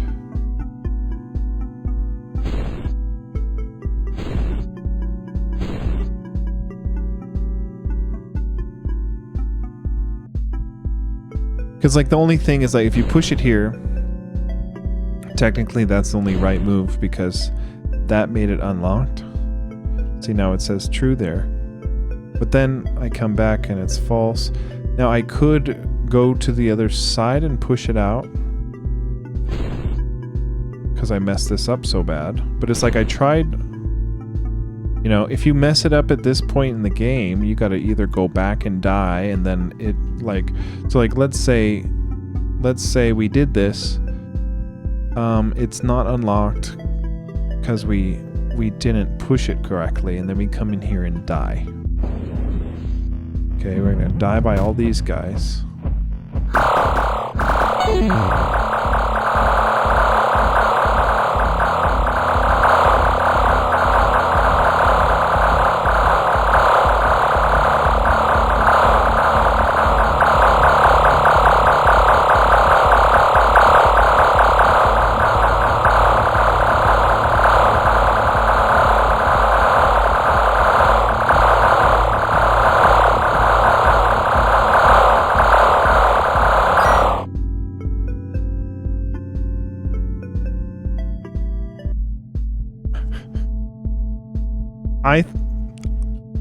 I think it's fun. Okay. Oh, okay. So yeah, we die, we come back here. Okay, so look. Let's say we move this. Then Cookie would have unlocked the shortcut, right? So like, oh, shortcut's unlocked. It says it's true. It's unlocked. But look, we walk off. Now, if he were to have saved right here, it would have remembered. But if he walked back, it blocked him again. So I think that's what he's talking about, where it's like, I had this unlocked and I came back, and it's because it doesn't actually dispatch the solve whenever this comes true. It just resets the key item for this. upon the scene change. So I think all we have to do is just event dispatch upon this ever getting set true. Just go ahead. Well, no, fuck. Oh, yeah, it's bad. It's bad. Yeah, it's bad because we can't just dispatch. If we dispatch the event, then it'll actively move all the boulders on screen as we're here. So maybe we add it. We could add it at the end of a scene transition and say if we're finishing a scene transition and the shortcut has been unlocked, let's go ahead and dispatch and move the boulders. That'll fix the key item reset for the boulder index 1 there on the collidable objects. This boulder right here. So let's do that. At least I wrap my head around recreating the bug now, so I'm pretty sure that's just exactly what it was. And then if they trap themselves like we did, all they have to do is die, and then the non-key item boulders may or may not have left a path for them to push to unlock the shortcut and then save it.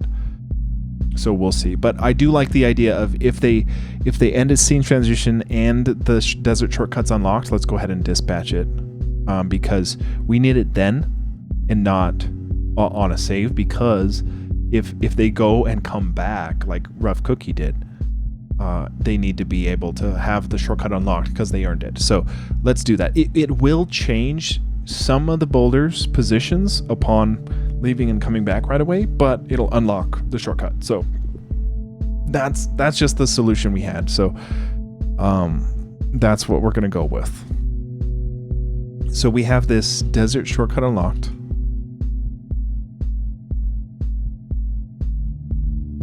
Now we are setting the desert shortcut unlocked in the play state. So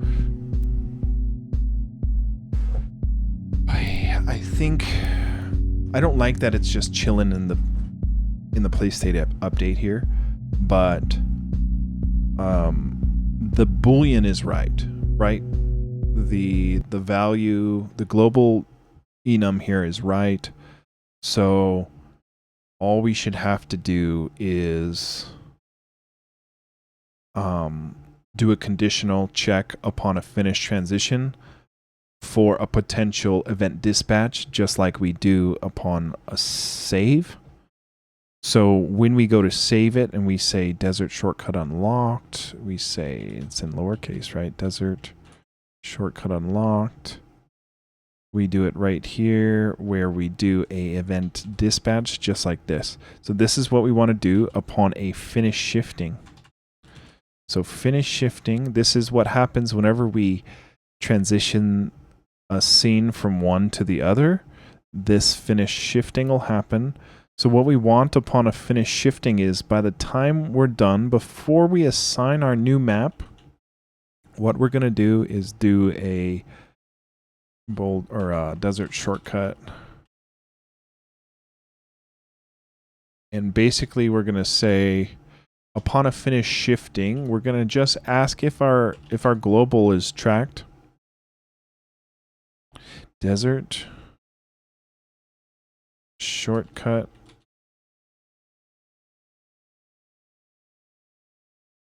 what is it? Desert shortcut unlocked, right? How come the LSP isn't liking it? Desert shortcut unlocked.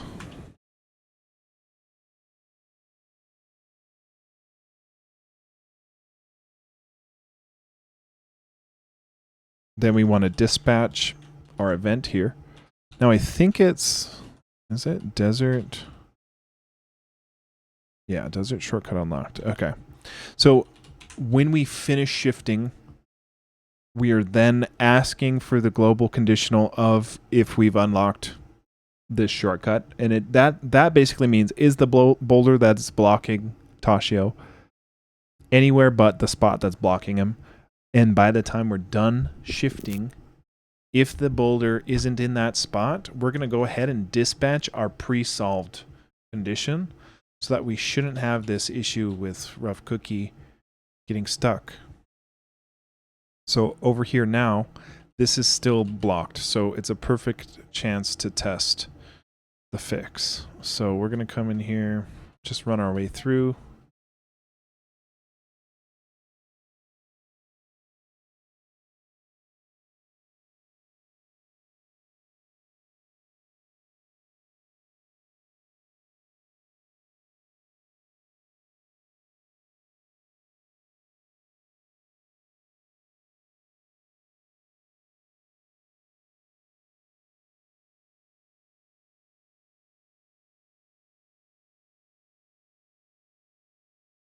The bats are OP. I will give them that.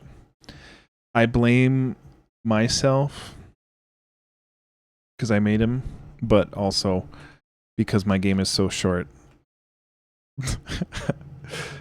Just had to make it a little tougher to get a little more gameplay out of the 6 screens we've got.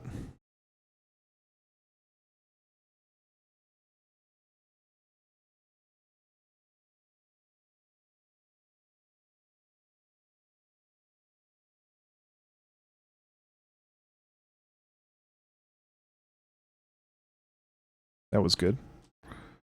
Okay, here we go. So here, let's test out the issue. We do need to fix the element render there on show off for sure. I don't like the text on there either, but let's see. So we're going to say, yeah, let's push this up. So look, we push it up, so we unlock the shortcut. Then when we move, it solves the shortcut since we finished the transition with it true. Then we come back and it's unlocked. Because if you solved it in such a way, I think that fixes it. I just can't do... Let me think, because did we push it down? We should have pushed this thing up. No. I think this is okay. I think this fixed it, because what was happening was we weren't changing our desert shortcut unlocked boolean, or we weren't dispatching the solved solution. Man, and our freaking capture just crapped out again.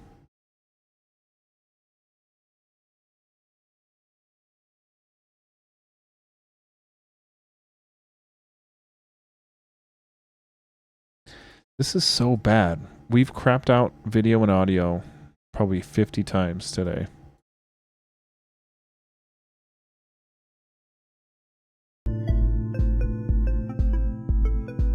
Okay. Well.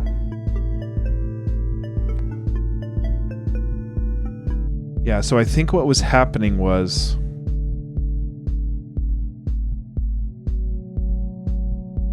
the boulder that's blocking Tashio here was a key item, which meant it doesn't reset its location. So how are we getting it to the point where we were walking off screen, coming back, and it was blocked again? How did we just do that? I don't know. But we're doing the solve upon leaving this scene, so it should fix it. But I think what I'm going to do is call the stream now, and I will watch the replay and see if I can't truly understand what happened there, because I think what we did just fixed it, but I just want to make sure that I'm not missing something in the recreation. And then I'm going to do a little bit. I'll probably be streaming on Finding Focus Bot to test the OBS issues, because we've just had so many audio and capture issues this whole stream for 2 hours straight. So that's why I'm calling it short too, because I'm still going to be working on stuff, but I just hate the quality of the audio crapping out and the screen freezing. So I'm going to try to fix that, and then I might be back today for some more streaming to get more bugs. Because we're so close. We're super close. So thanks for watching, y'all. Here, let's raid out to somebody, and then I will, if I can figure out what's wrong with OBS, I might come back and stream tonight some more. So Let's see. We've got Finn. Yeah, we're gonna raid Finn just because he's a homie. Say what's up. He's normally working on his games, so we'll say hi. He's a fellow team member, and it looks like we're good to go. So thanks for hanging, y'all. I'll catch y'all later. And yeah, thanks for all the playtest help. Rough Cookie and Cavictus, I couldn't have found those without you, so we're gonna hopefully track them all down, and then I'll challenge you guys to break it again. So hopefully we can do that, and let's raid out here. Do we raid automatically? Did it do it? God damn it. Oh, I gotta do it here. Did it not do it? Did it not start? Here, start raid. I'm already raiding. Okay. All right. Well, I don't know if it worked.